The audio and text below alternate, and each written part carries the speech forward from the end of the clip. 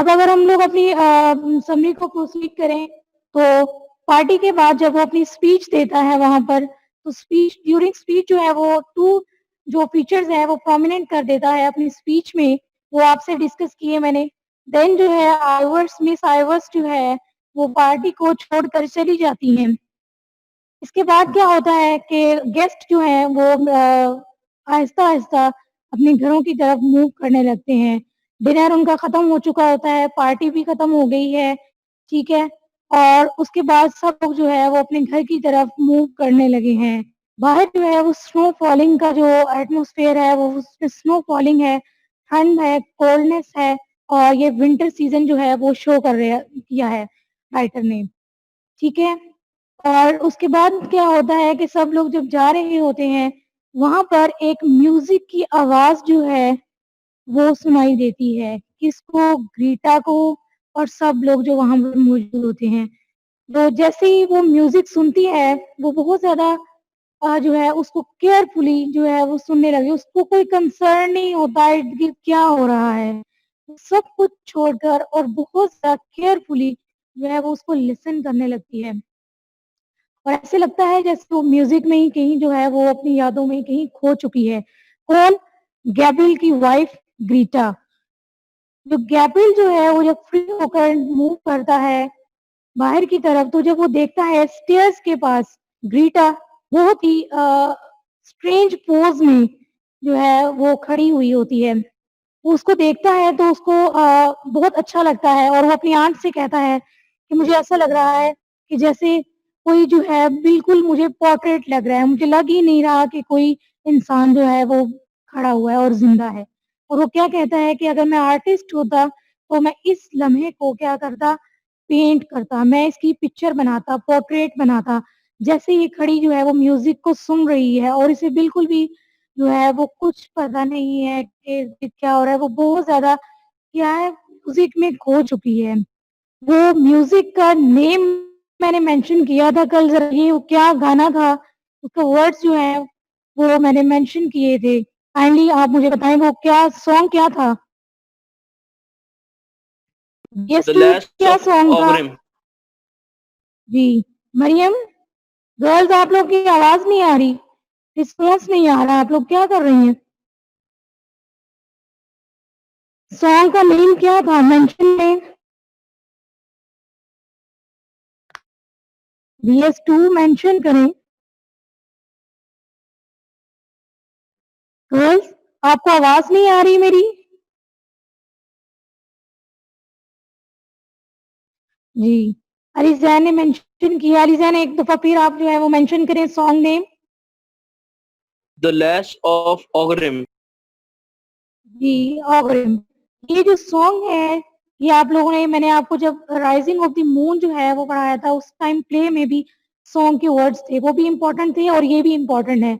ये सॉन्ग जो है वो सुन रही होती है खड़ी और जब वो उसको कहता है वो चलने के लिए, तो वो भी बहुत ज़्यादा डिप्रेस्ड हुई भी होती है, बहुत ज़्यादा इमोशनल हुई भी होती है रीटा और फिर वो फीलिंग्स जो हैं वो गैब्रिएल जो है वो ये फ़ील करता है, उसके अंदर भी ये फीलिंग्स जो हैं वो राइज़ होती हैं। वो समझता है कि मेरी जो वाइफ़ है, वो मेरे लिए ही ये सब इतना इमोशनल हो रही है या फिर जो भी वो जो है वो सीन क्रिएट होता है वहाँ पर। वो लेकिन वो दोनों जो है वो कार्ट में बैठ जाते हैं या वो कैब होती है या कार्ट होती है, वो जिसमें भी जो है वो बैठकर होटल की तरफ मूव कर जाते हैं। गैब्रिएल भी और उसकी वाइफ़ भी। रास्ते में गैब्रिएल जो है वो बात करने की कोशिश करता है अपनी बीवी वाइफ से रोमांस करने की कोशिश करता है बट वो कोई भी उसको रिस्पॉन्स नहीं कर रही होती। ये उसका स्ट्रेंज एक बिहेवियर होता है। तो जो गैब्रिएल को समझ में नहीं आती उस टाइम, ठीक है? वो रियलाइज़ नहीं कर पाता कि ये चीज़ें ये क्यों हो रहा है या फिर ये मेरे लिए है या अभी उसको कोई बात भी क्लियर नहीं होती। जैसे ही वो होटल के रूम में पहुँचते हैं और वो अपने रूम में जाता है, जब देखता है कि ग्रीटा जो है, वो उसकी आँखें जो हैं वो उसमें उसकी आँखों में क्या होते हैं आँसू होते हैं, टीयर्स होते हैं। वो नमी वाली आँखें जब वो देखता है, तो उससे पूछता है, क्वेश्चन करता है, "ग्रीटा, आर यू ओके? क्या हुआ है? What happened?" वो उससे पूछता है कि तुम इस तरह से इमोशनल भी उसको सॉन्ग के बारे में वो जो है वो पूछता है। क्या तुम्हें जो है वो सॉन्ग अच्छा लगा? इस तरह के डिफरेंट क्वेश्चंस जो है वो उससे बार बार करता है। तो ग्रीटा उसको बताती है और ग्रीटा उसको जो है वो शो करती है कि ये सॉन्ग जो है ये मुझे पास्ट मेमोरीज में जो है वो ले गया। मुझे अपनी पास्ट की कुछ मेमोरीज जो है वो गैलवे की, जहाँ वो रहती थी, वेस्ट वर्ड जो है, मतलब कि वेस्ट वाला जो पार्ट है आयरलैंड का, गैलवे, उसमें ग्रीटा रहती थी। तो ग्रीटा ने जब ये मेंशन किया कि मुझे अपने पास्ट की कुछ मेमोरीज याद आ गई जब मैं अपनी ग्रैंड मदर के साथ गैलवे में रहती थी। कोई शख्स था जिसने मेरे लिए ये सॉन्ग जो है वो गाया करता था। उसकी मेलोडियस वॉइस जो है वो अभी भी मुझे सुनाई दे रही है। तो ये जब वो कहता है, जैसे ही वो ये उसको इन्फॉर्म करती है, वो अभी ये नहीं बताती कि वो कौन शख्स था। तो गैब्रियल के अंदर क्यूरियोसिटी पैदा हो जाती है, वो उससे कहता है अच्छा, लेकिन उसे फील होता है कि ये क्या बात हुई, ये चीजें, ये फीलिंग्स, ये जो बिहेवियर था, ये मेरे लिए क्यों नहीं। फिर उससे सेकंड क्वेश्चन करता है कि वो कौन शख्स था, क्या तुम दोनों जो है वो कोई रिलेशनशिप में थे, क्या तुम्हारा कोई बॉयफ्रेंड था। वो इस तरह के डिफरेंट डिफरेंट क्वेश्चन करता है। रीटा 1 to 2 टाइम्स उसको आंसर नहीं करती। वो यही चाहता है, उसकी जो इनर फीलिंग्स होती है, उसे लगता है कि रीटा जो है वो नो बोलेगी। ऐसा बोले ही ना, वो सुनना ऐसे लग रहा था जैसे वो सुनना ही नहीं चाहता, कि वो ऐसे कहे कि जी या यस, मेरे जो पास्ट थे रिलेशंस थे वो किसी और के साथ थे, या मैं इन्वॉल्व थी, या मैं इंटरेस्टेड थी। गैब्रियल जो है वो ये बात सुनने के लिए बिल्कुल भी तैयार नहीं था, लेकिन वो फिर भी क्वेश्चन करता है। फिर वो उसको कहती है yes, that guy was Michael fury. ठीक है, माइकल फ्यूरी जो था वो मेरे लिए ये सॉन्ग जो है वो गाया करता था। और जो है जब उसे पता चला, और वो कहता है कि अब वो कहाँ है, तो वो उसको कहती है कि लास्ट टाइम जब मैं गैलवे से डबलिन शिफ्ट हो रही थी तो वो मुझसे मिलने आया था। और बहुत ज्यादा उस टाइम भी विंटर सीजन था, स्नो फॉलिंग थी।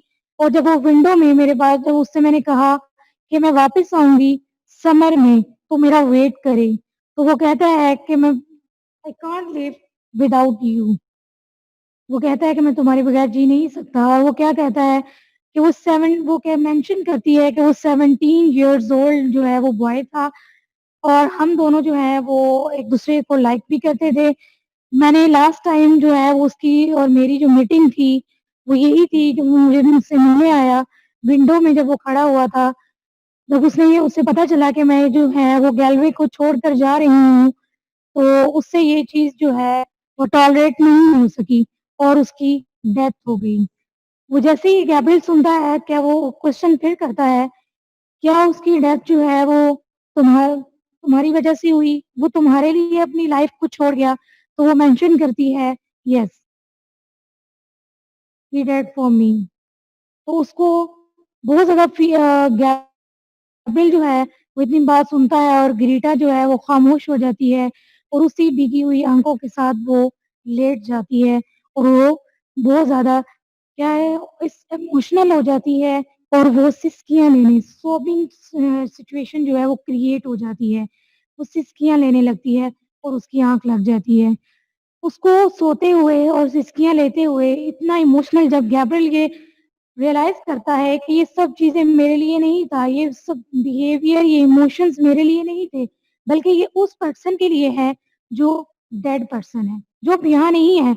मतलब मैं प्रेजेंट हूँ, मेरी वो जो है वो फीलिंग्स ये मेरे लिए नहीं है, बल्कि डेड पर्सनैलिटी की वजह से, एक डेड पर्सनैलिटी की वजह से आज मैं जो हूँ वो इग्नोर हुआ हूँ। वर्थलेस जो है वो अपने आप को जो है वो फील करता है। और वो विंडो में जाकर बैठ जाता है, और वहां पर विंडो से बाहर देखता है कि बहुत ज्यादा स्नो फॉलिंग हो रही है। अब मैं आपको बार बार स्नो फॉलिंग का जो स्नो का वर्ड है वो क्यों बोल रही हूँ, क्योंकि स्नो की यहाँ पर एक सिग्निफिकेंस है। ठीक है, ये एक सिंबल के तौर पर यूज हुआ है।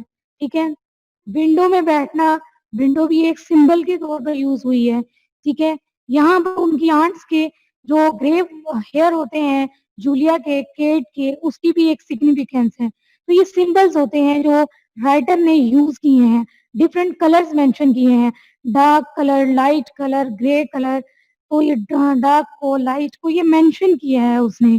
ठीक है, तो आप लोगों को इसलिए मैं बार-बार ये स्नो का वर्ड जो है वो बोल रही हूँ। तो वो देखता है कि स्नो फॉलिंग हो रही है। एक क्वेश्चन जो है वो फिर याद उसको आता है कि जब आइवर्स ने मेरे साथ डांस करते हुए ये बात बोली थी कि तुम जो हो गैलवे को विजिट करो, तो मैंने उसको कहा कि मैं गैलवे विजिट नहीं करूँगा, बल्कि मैं किसी यूरोपियन कंट्री में जाकर जो है अपनी समर या अपनी वेकेशंस जो है वो स्पेंड करूँगा।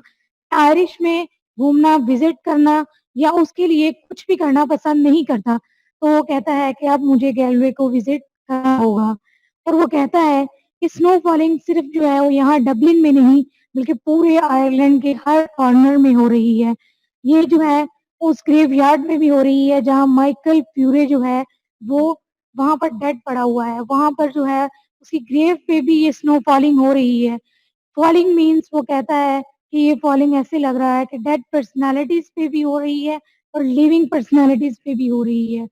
डेड पर्सनैलिटीज़ तो डेड हैं, लेकिन वो डेड होकर भी प्रेज़ेंट हैं और हम लोग मैं लिविंग हूँ, लेकिन मैं लिविंग होकर भी जो है वो डेड हूँ। ठीक है? वो ये बात सोचता है और यहाँ पर स्टोरी जो है वो एंड हो जाती है। Understood class? Yes, ma'am. Yes, ma'am. Yes, ma'am. Understood? खाना खाया है? आवाज़ नहीं आ रही मुझे आज। मैम ज्यादा खा बैठा हूँ। Yes, ma'am. ठीक है, आपको ब्रेक मिलनी नहीं चाहिए इट्स मीन।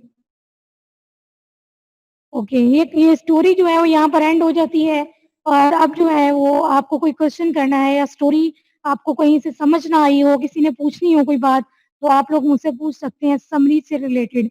अभी तक हमने इसके कैरेक्टर्स और समरी को जो है वो डिस्कस कर लिया है। ठीक है?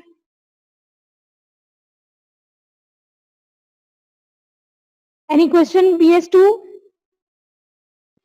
Yes, ma'am. Yes, वो डिश ma'am. का जी बोले। मैम वो डिश का नाम बता दे, मुझे भूल गया है। गूज, GOOSE, गूज। हंस नहीं होते जैसे white colour K duck type, वो है इसकी डिश, गूज है। कार्विंग ओके गूज, मैम। उसको कटिंग करके पीसेस में वो जो सर्व करती हैं वो गूज है। ठीक है? GOOSE, गूज। और अली जैन आपको कुछ पूछना है? Yes, ma'am. जी पूछें। मैम इस स्टोरी की जो है मैम हीरोइन है ग्रेटा, उसको मैम ओडेसियस द किंग की वाइफ से मैम सिमिलरिटी दी जाती है। हालांकि उस ओडेसियस की वाइफ तो यानी क्या कहते हैं उसको ऑनेस्ट नहीं होती, लेकिन ये तो अपने हस्बैंड के साथ ऑनेस्ट है। जी वो कंप्लीट करें अपनी बात। वो ऑनेस्ट किससे नहीं है? अपने हस्बैंड से? नहीं मैम, ग्रेटा तो ऑनेस्ट है। कुछ आपको लगता रेफरेंसेस है कि में एक मिनट, आपको लगता है कि ग्रीटा जो है उसने फेथ शो किया है या वो फेथफुल रही अपने हस्बैंड के साथ? वेल आई थिंक लगा मैम आपको एंड पे? Yes ma'am. अगर वो No, अपने ma'am. हस्बैंड के साथ अगर वो अपने हस्बैंड के साथ सिंसियर होती तो कभी वो माइकल फ्यूरे को अपने रिलेशनशिप में ना आने देती। वो कभी फील ना करवाती कि मेरी जो फीलिंग्स है, मैंने इतना टाइम पीरियड जो तुम्हारे साथ गुजारा है गैब्रिएल, वो मेरी तमाम फीलिंग्स तुम्हारे लिए हैं। मेरा पास्ट पास्ट था, लेकिन प्रेजेंट में सब कुछ तुम ही हो। लेकिन उसने रियलाइज करवाया कि तुमने इतना टाइम मेरे साथ गुजार लिया, लेकिन अभी भी मेरे अंदर जो है वो माइकल फ्यूरे जिंदा है, तुम नहीं। क्या ये सिंसेरिटी है?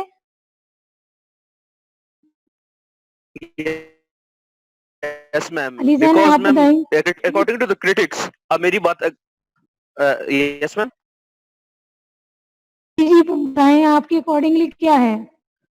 Well ma'am, according to me Dubliners में मैम, क्योंकि आखिर में जो हमारे गैब्रिएल कॉनरे है जो प्रोटैगनिस्ट है, वो खुद इस बात को रिग्रेट करता है क्योंकि वो ग्रेटा को एज अ प्राइज ट्रीट करता था, नॉट एज अ वाइफ। वो तो उसका मैटर था ना, लेकिन ग्रीटा ने खुद शो क्या किया? आपने कहा कि ग्रीटा उससे सिंसियर रहती है। नहीं, ग्रीटा हमेशा, आपको एक बात मैं जब डिटेल में थोड़ा बताऊंगी, इसको जब थीम हम डिस्कस करेंगे ना फिर आपको समझ में आएगा। ग्रीटा हमेशा ही बहुत ज्यादा खामोश रहती थी, ठीक है। ग्रीटा ने कभी भी अपनी फीलिंग्स जो हैं वो गैब्रियल के साथ ऐसे शो नहीं की कि उसको फील हो, ठीक है। इसलिए कभी भी गैब्रियल ने बॉदर ही नहीं किया कि वो ग्रीटा को रियलाइज कर सके। एंड में वो बात बोलता है, जब मैं अभी ये थीम्स में डिस्कस करना चाह रही थी, वो कहता है कि मैंने इतना टाइम गुजार दिया और मैंने आज फील किया, मैंने आज रियलाइज किया, मैंने अपनी वाइफ को आज समझा है। अगर मैं उसके साथ रहकर भी ना रह रहा था, मैं वर्थलेस हूँ, वो ये शो करता है क्योंकि उसने अपनी लाइफ में इतना टाइम ही नहीं दिया ग्रीटा को कि उसको रियलाइज कर सके। और ग्रीटा के अंदर जो है वो माइकल फ्यूरी के लिए हमेशा ही फीलिंग्स थी, ठीक है, वो खामोश रहती थी। इसलिए ये इसकी अगर क्रिटिकल अप्रिसिएशन या इसकी जितनी भी एनालिसिस है उसमें यही मेंशन किया जाता है। और फिर इसकी थीम्स में ये मेंशन किया जाता है कि एक मैन और वुमेन, जो जेम्स जॉयसी है ना इसका राइटर, वो कहता है कि मैं ये चीज भी शो करना चाहता हूँ स्टोरी के थ्रू कि एक डेड पर्सनालिटी की वजह से एक लिविंग कपल जो है, एक हैप्पी कपल जो है, उसकी रिलेशनशिप में मिसअंडरस्टैंडिंग आ जाती है। और जो है वो एक, आपको पता है जब एक दफा मिसअंडरस्टैंडिंग आ जाती है फिर वो बात नहीं रहती, ठीक है। ये तो आप कह रहे हैं ना कि गैब्रियल ने शो नहीं किया, गैब्रियल ने अपना पार्ट जो है वो इनसिंसियरिटी शो की होगी, लेकिन ग्रीटा ने भी तो जो है वो सिंसियरिटी शो नहीं की। एंड पे भी वो अभी भी जो है वो माइकल फ्यूरी की मेमोरीज के साथ जो है वो जिंदा थी। समझ आ रही है क्लियर आपको? मैम? जी, आपने देखना है कि ग्रीटा ने इटसेल्फ जो है, ग्रीटा जो है वो क्या शो करती है, क्या उसने सिंसियरिटी शो की? गैब्रियल ने इसको इग्नोर किया है, वो ठीक है एक बात। गैब्रियल ने कभी उसको इतना टाइम नहीं दिया कि उसको जो है वो रियलाइज कर सके, वो भी एक बात ठीक है, गैब्रियल का रोल है, ठीक है। आपने देखना है कि ग्रीटा ने इटसेल्फ खुद रोल क्या प्ले किया है कि वो अभी भी माइकल फ्यूरी की मेमोरीज के साथ जो है वो जिंदा थी। आज वो इतना इमोशनल हुई, आपको पता है जब कोई इंसान किसी के लिए इमोशनल होता है या उसके लिए कुछ फील करता है दिल से, तो वो कोई छोटी बात नहीं होती है, वो उसके लिए कोई जो है वो कॉमन पर्सनैलिटी नहीं होती। ये तो बात आपको पता है ना, किसी के लिए इमोशनल होना ये कोई छोटी बात नहीं है। और वो फीलिंग्स जो है उसने क्या शो की, माइकल के लिए शो की, ना कि गैब्रियल के लिए। और गैब्रियल ने ये रियलाइज किया कि वो जो है वो डेड है, वो लिविंग नहीं है।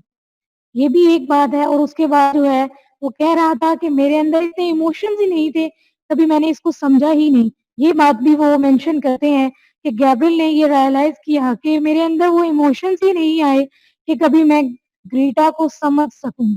और आज ग्रीटा की इमोशनल होने से मैंने ये रियलाइज किया कि मेरी कितनी इंपॉर्टेंस है, मैं तो वर्थलेस हूँ। मैंने इतना टाइम पीरियड उसके साथ एज अ पार्टनर गुजारा है, लेकिन मैं वर्थलेस रहा। अब मेरी लाइफ जो है वो कह रहा था ना, मेरे जीने का कोई पर्पस है, अब मेरे तो डेथ का भी कोई पर्पस नहीं होगा कि मेरे लिए कोई डेथ का कोई पर्पस हो। पर्पसलेस है मेरी लाइफ भी और मेरी डेथ भी पर्पसलेस होगी।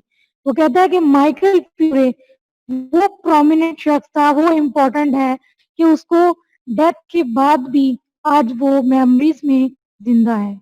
ये बात understood? Yes, ma'am. Well, ma'am, I've made some assessments after the lecture. I will send it to you. Then we should conclude about it.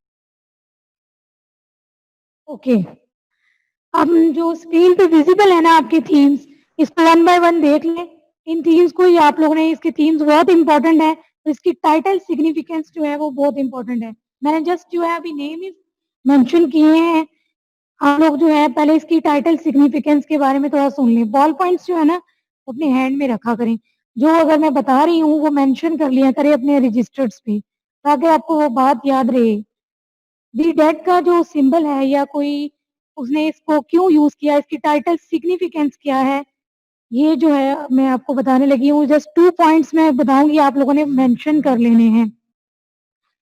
Dead का सिंबल यहाँ पर क्या है कि फिजिकली तो लिविंग है, ठीक है, सब लोग फिजिकली प्रेजेंट हैं, ठीक है, लेकिन इमोशनली डेड हैं, इमोशंस नहीं है किसी के अंदर भी, ठीक है। इसीलिए जेम्स जॉयसी ने अपनी डबलिन सोसाइटी में ये चीज फील की थी। उसने कहा है कि लोग फिजिकली सिर्फ प्रेजेंट है, इमोशंस जो है वो मर चुके हैं। वो कहते हैं जब हमारे अंदर जो इमोशंस डेड हो जाते हैं, इट्स मीन कि हमारी डेथ हो चुकी है, हम नहीं जी रहे, वो हमारा पर्पस नहीं है, जिस पर्पस से हम जीना चाहिए हमें, ठीक है। सेकंड इसमें वो बात करता है कि characters are unable to be emotional. वो यहाँ स्टोरी के हवाले से भी बात करता है, कैरेक्टर्स क्या हैं इमोशनली। यहाँ पर किसको मेंशन करना चाहे, गैब्रिएल को आप मेंशन कर सकते हैं। गैब्रिएल ने कभी भी जो है अपने अंदर वो इमोशंस नहीं लेकर आए कि वो स्टडी कर सके, रियलाइज कर सके, एनालिसिस कर सके, अपनी वाइफ की फीलिंग्स को कभी समझ सके कि उसके अंदर क्या, अगर वो समझता तो वो कभी भी वो दोनों शायद ना शादी करते, ठीक है। उनकी मैरिड लाइफ जो है वो बल्कि इससे भी ज्यादा अच्छी होती अगर वो दोनों समझ कर चलते एक दूसरे को, ठीक है। अंडरस्टूड? Yes, ma'am. जी, अभी डेट के बाद आपने ये दोनों पॉइंट्स जो हैं वो मेंशन कर लेने हैं।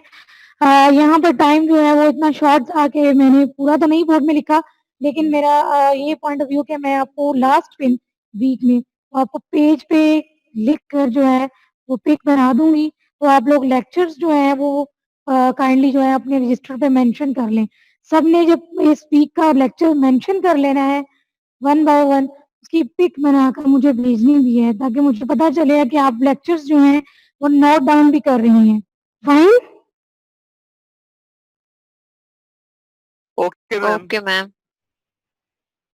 जी, और एक मैं बात आपको और यहाँ पर देखिए थीम्स में अगर हम लोग देखें तो यहाँ पर सबसे पहले मैंने रिलीजन का थीम जो है वो मेंशन किया है। अब आपने कही कि मैम पूरी स्टोरी में रिलीजन की तो कोई बात नहीं हुई, रिलीजन कैसे? रिलीजन की बात होती है या अगर थोड़ी डिटेल में पढ़ेंगे तो आपको उसमें मेंशन हो जाएगी। डांस के अकॉर्डिंग वहीं पे जब लोग जो है वो जब गैब्रिएल अपनी स्पीच दे रहा होता है, ये लोग डिफरेंट डिफरेंट कंट्रीज और उनकी डिफरेंट डिफरेंट प्रोग्रेस के बारे में बात करते होते हैं। ये उनकी जो है वो मीटिंग जब वो खाना खाने से पहले करते हैं तो वो एक दूसरे से बातें कर रहे होते हैं, और जो ड्यूरिंग डांस भी उनकी काफी ज्यादा बातें होती हैं पॉलिटिक्स के ऊपर, रिलीजन के ऊपर। तो वहां पर ब्राउने जो है, मिस्टर ब्राउने एक बात मेंशन करता है, आपने मीटिंग को जो है ना वो अगेन जो है वो ज्वाइन करना है, ठीक है। 10 मिनट्स बाद जो है वो सब लोग रिज्वाइन करेंगे। सुन रहे हैं आप लोग? Yes, ma'am. सुन रहे। BS2 आपने 10 मिनट बाद जो है वो मीटिंग को रिज्वाइन करना है। Okay fine. अब रिलीजन की कैसे है कि मिस्टर ब्राउने जो है वहां पर, या जेम्स जोआइसी जो है, अगर आप कहें कि जेम्स जोआइसी की भी फैमिली जो है वो कैथोलिक चर्च से बिलोंग करती थी। इनका जो सेक्ट था वो क्या था, कैथोलिक है, ठीक है। और जेम्स जोआइसी ने उस टाइम पीरियड की चर्च की करप्शन के बारे में बात की है कि डबलिन में, आयरलैंड में जो चर्च है, कैथोलिक चर्च है, वो भी करप्ट है, ठीक है। वो भी अपने जो काम है, अपनी ड्यूटीज हैं, वो सिंसियरिटी से नहीं परफॉर्म कर रहे। तो यहाँ पर वो मेंशन करते हैं, मिस्टर ब्राउन ने कहता है कि मुझे बात सुनने में आई है कि वो मेंशन करता है कि जैसे मुझे ऐसे लग रहा है जैसे मोंक, प्रीस्ट, जो चर्च के प्रीस्ट होते हैं, मोंक होते हैं, उससे अथॉरिटेटिव पीपल हैं, वो स्लीप कर रहे हैं। वो कह रहे हैं they are sleeping in their coffin.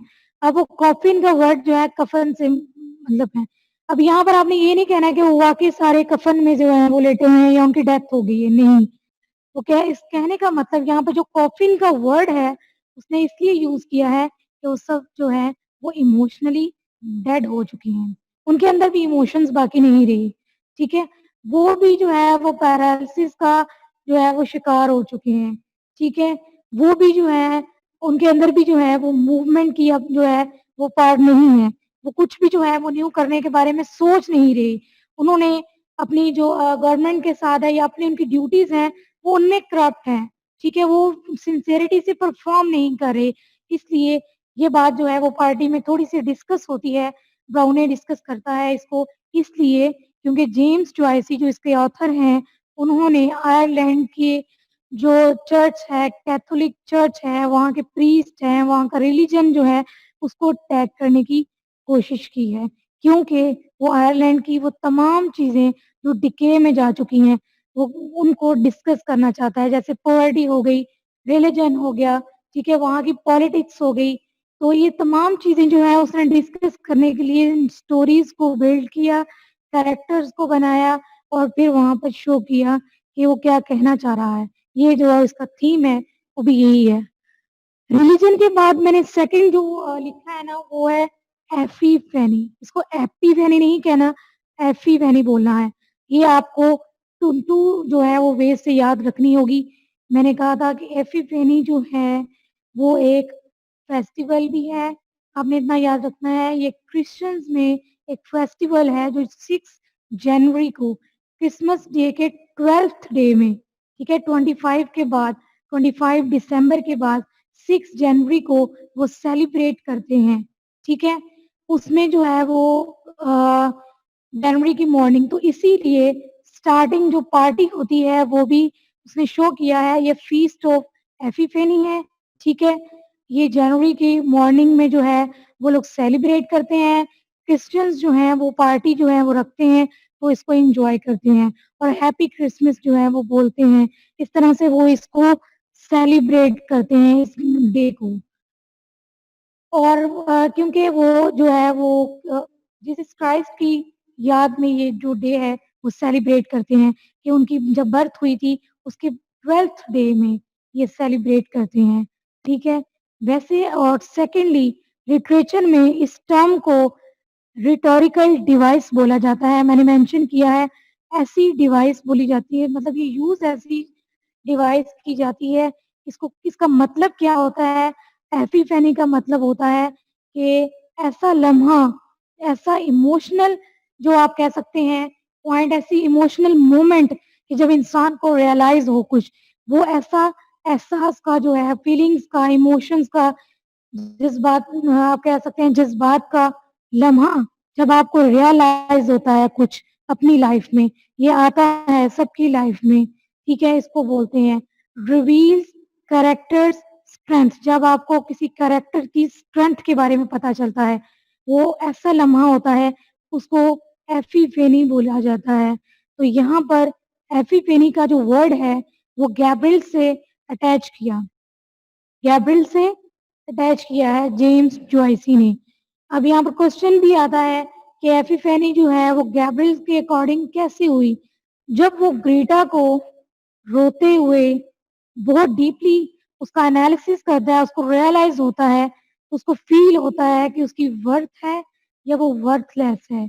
जब वो ट्रुथ और उसमें लाइ में डिफ़रेंस देख लेता है कि ट्रुथ क्या है? कौन इसके अकॉर्डिंगली या इसके लिए कौन इम्पोर्टेंट है? मैं इम्पोर्टेंट था या माइकल फ्यूरी इम्पोर्टेंट था? इससे मेरी जो है वो वर्थ कितनी है इसकी लाइफ़ में?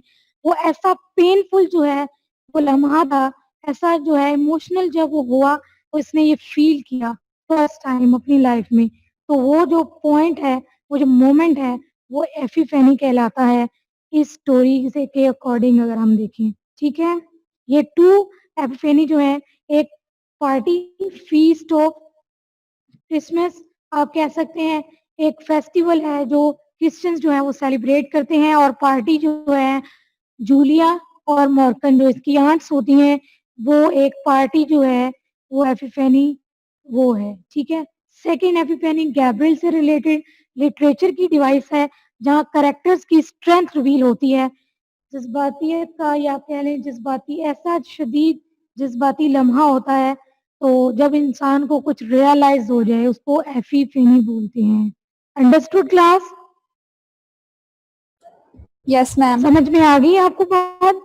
जी, आप जी, रीडिंग मैम। करेंगे इसके बाद आपको इंशाल्लाह वो तब भी समझ आ जाएगी। यहाँ इसलिए क्लियर कर रही हूँ कि जब आप रीडिंग करें या क्वेश्चंस आपको आएँ, तो आपको फिर ये समझ ना आए कि क्या जो है वो बात हो रही है।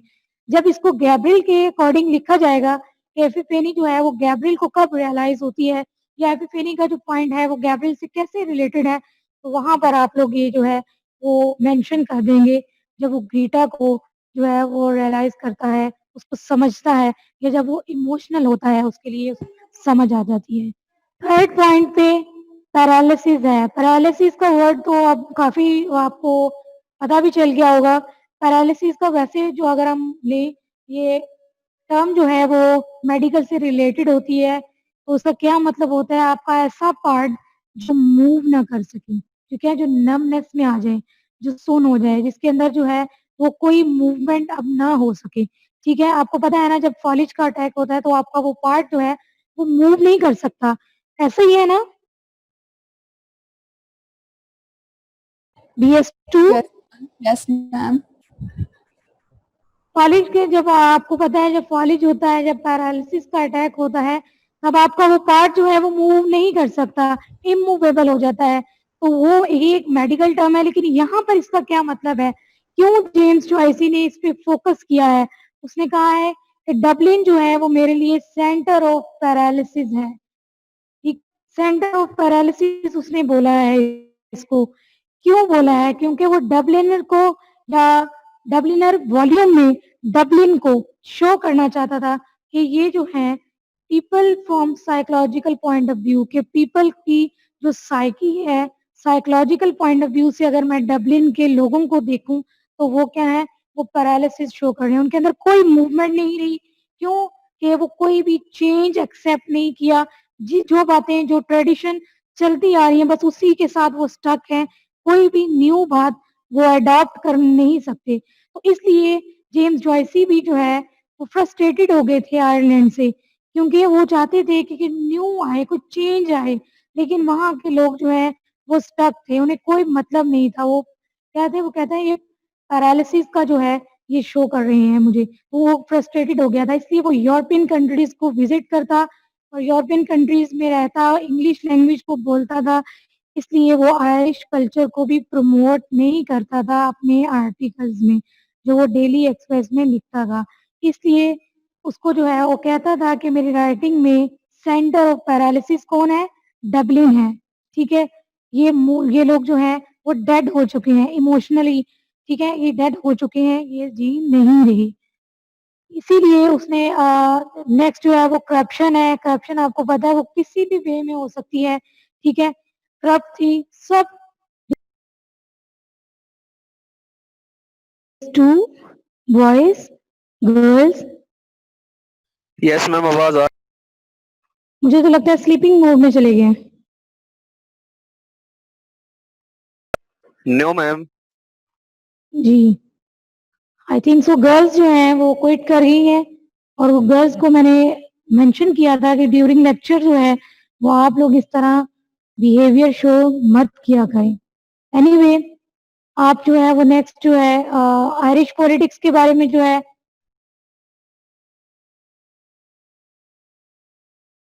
उसके बाद जो है वो डेथ, आयरिश पॉलिटिकल इशू जो है वो मैंने आपको बता दिया है कि जेम्स जॉयसी ने उस टाइम पीरियड की हर एक एस्पेक्ट को डिस्कस किया है। उसने कहा है कि पॉलिटिकली, इमोशनली और स्पिरिचुअली हर चीज जो है वो डेड हो चुकी है, ठीक है, पैरालाइज हो चुकी है, पैरालिसिस मोड में जा चुकी है, ठीक है। वो यहाँ पर आइडिया ऑफ पैरालिसिस और आइडिया ऑफ फेलियर ये शो करने के लिए उसने स्टोरी को जो है वो मेन जो है उसकी जो आप कह सकते हैं थिंकिंग वो यही थी, ठीक है। इसके थीम्स जो है वो और भी आप मेंशन कर सकते हैं इसके अलावा, ठीक है। अगर इनको जो है आप डिस्कस कर लें 2-3 लाइंस में या 1 पैराग्राफ, तो लॉन्ग क्वेश्चंस के लिए ये इनफ हो जाएगा, ठीक है। मुझे पता है आप लोग मटेरियल इसमें बहुत अच्छा लिख लेंगे, जस्ट आपको थोड़ा जो है वो मैं हाईलाइट करती जा रही हूँ।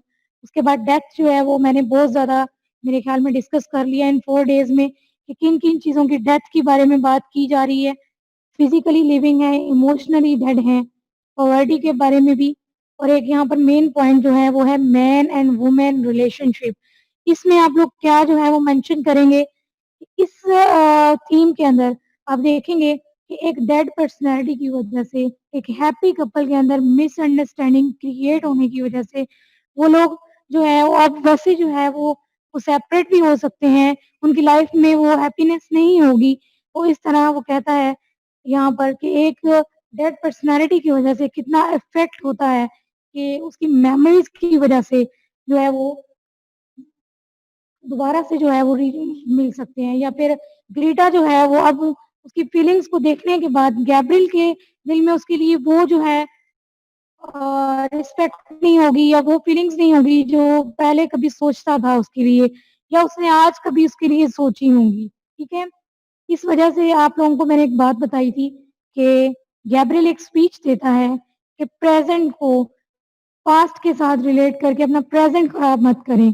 पास्ट की जो मेमोरीज होती हैं वो जो है वो नहीं होनी चाहिए प्रेजेंट के अंदर। डेड पीपल को जो है वो आपने रिलेशंस में या आप अपनी प्रेजेंट में लाकर अपने प्रेजेंट को स्पॉइल नहीं करेंगे।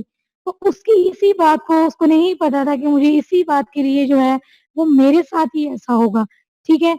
यहाँ पर एक टर्म आप देखेंगे कि गैब्रिएल बोल तो रहा है, बात कर रहा है, लेकिन वो कह रहा है कि मैं लिविंग हूँ, लेकिन वो कह रहा है कि मैं अंदर से जो हूँ आज मर चुका हूँ, डेड हो चुका हूँ। अब मैं जो हूँ अलाइव नहीं हूँ, अब मैं अलोन हो चुका हूँ, डेड हो चुका हूँ, ठीक है? मैं वैसे तो क्योंकि वो कहता है कि मेरी जो आउटवर्ड जो फोर्सेस हैं या फिर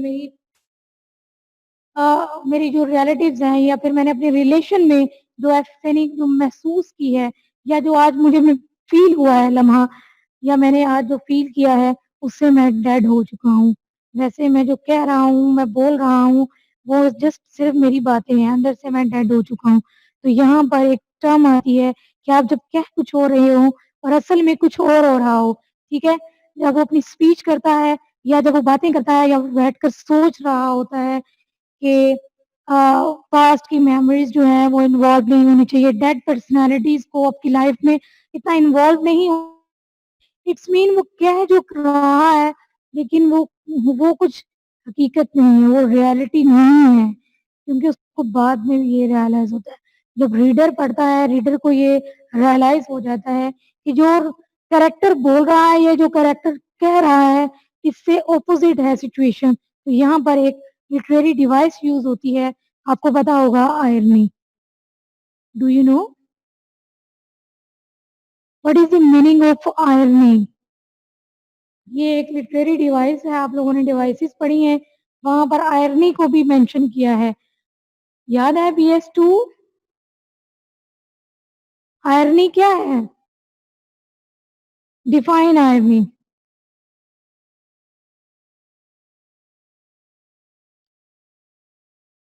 Criticism without with sense of BS2 humor, ma'am. Irony की जो टर्म है वो किस लिए यूज की जाती है?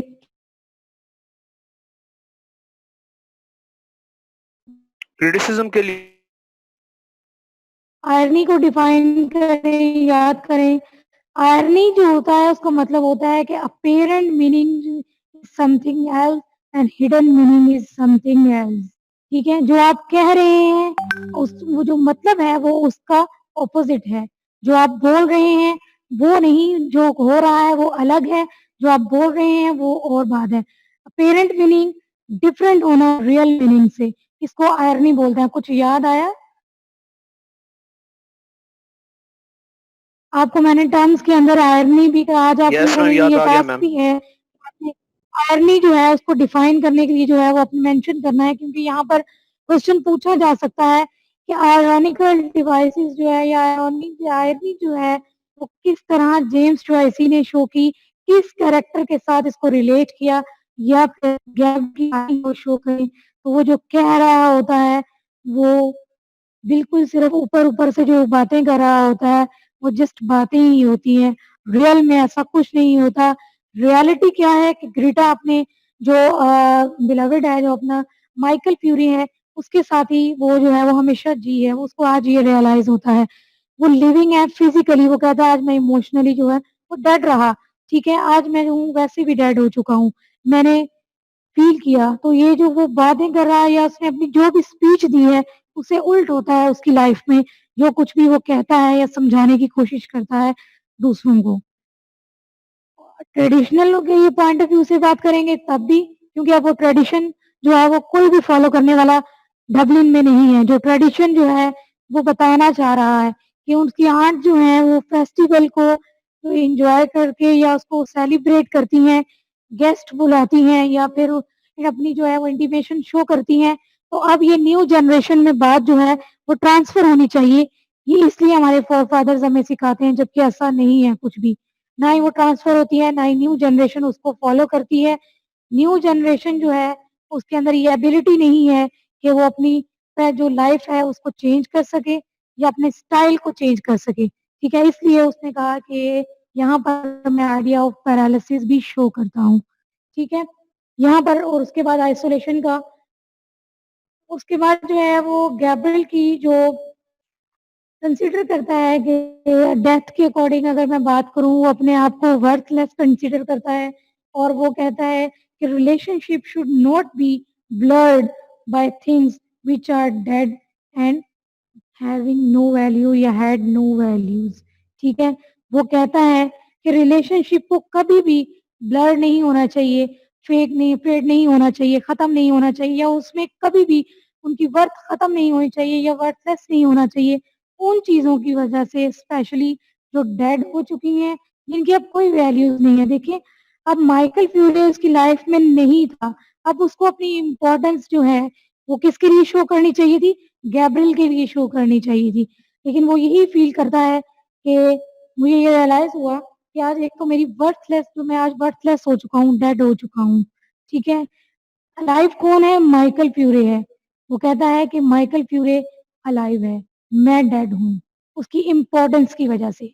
और वो फिर कहता है कि रिलेशनशिप को ब्लर नहीं होना चाहिए, फेड नहीं होना चाहिए, वर्थलेस नहीं होना चाहिए, सिर्फ उन चीजों की वजह से जो कि अब ना हो आपके पास, या डेड हो चुकी हो, या उनकी वैल्यू अब ना हो आपकी लाइफ में।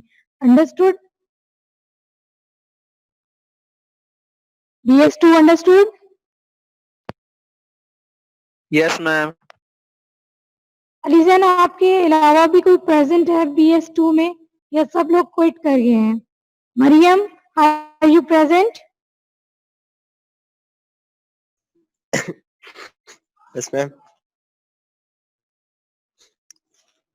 अबू बकर, आप प्रेजेंट हैं? Yes ma'am. Yes ma'am. Mariam, admit तो आप हैं और आपकी आवाज नहीं आ रही मरियम।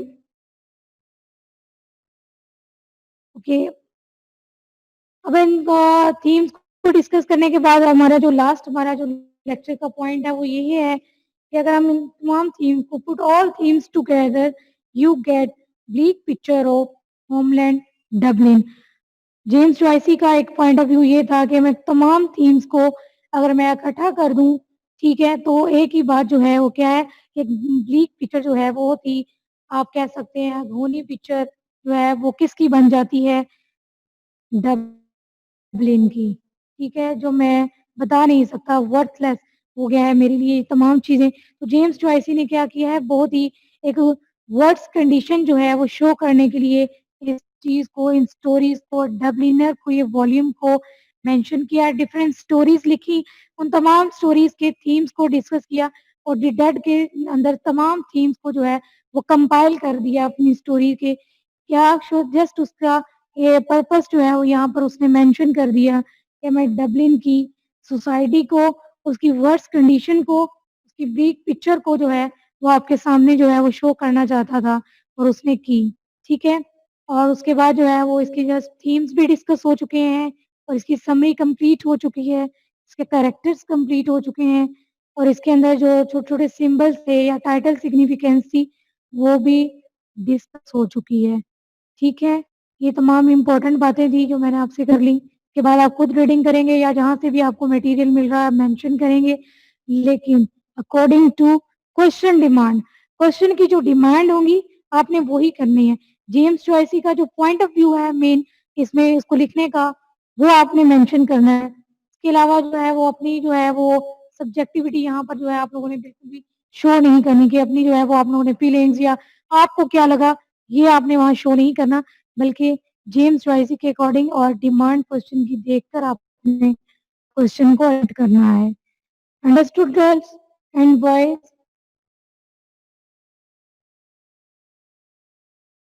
BS2? सब समझ आ गया। जी, आपको तो आ गई है, जो बाकी स्टूडेंट्स हैं वो रिस्पॉन्स नहीं कर रहे मुझे। इंटरनेट इशू होगा मैम, हर जगह इंटरनेट एक जैसा तो नहीं होता। ये इंटरनेट इशू जो है वो अगेन जो जब रीज्वाइन होती है तभी होता है, बस पहले तो ठीक होता है। एनीवे नहीं जो है मैम मैं इनको खुद होता है। ही जो है वो ठीक कर ले। जी जी, बिल्कुल आपकी बात भी सही है। ओके, हम लोग मेरे घर में कल क्लास नहीं है, अब आपकी सैटरडे को क्लास है। इसका एक इम्पोर्टेंट जो है वो एस्पेक्ट डिस्कस होने वाला है, सिंबल्स। सिंबल्स इसके बहुत इंपॉर्टेंट है, जो कि थीम्स जो है वो डिस्कस हो चुके हैं। अब इसका फोर्थ जो एस्पेक्ट है वो सिंबल्स हैं। इस स्टोरी के अंदर जो जेम्स जोइसी ने मेंशन करने की कोशिश की है। उसकी सब राइटिंग्स में वो डिफरेंट कलरफुल सिंबल्स जो है वो शो करके अपना जो है वो एनहांस करके जो है वो हम तक स्ट्राइव करता है। इंशाल्लाह हम लोग सैटरडे को मेंशन करेंगे और उसको मैम देखेंगे बात भी। पूछनी थी। ओके गर्ल्स एंड बॉयज, जी पूछें।